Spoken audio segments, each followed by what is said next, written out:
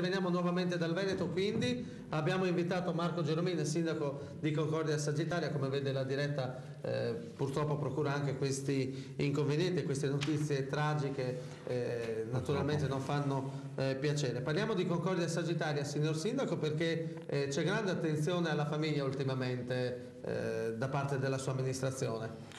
Sì, noi abbiamo già a livello di bilancio di previsione stanziato alcuni fondi per supportare le famiglie che in questo periodo insomma, si trovano in difficoltà per la crisi economica che è evidente e anche noi stiamo toccando nel nostro territorio.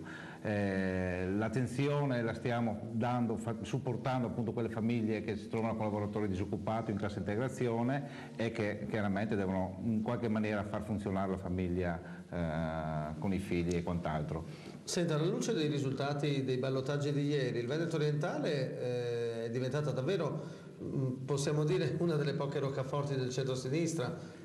Beh, di fatto, è un sorriso amaro un po' il suo, è un sorriso amaro che comunque... Forse il laboratorio Veneto orientale servirà ai vertici del partito per cercare di risollevarsi. Esatto, hai parlato bene di un laboratorio, insomma, qualcuno ha anche proposto una legge nazionale per era un pesce d'aprile di Ivo Simonella. Infatti, però di fatto insomma io ho visto la cartina, questa è diventata veramente un'isola.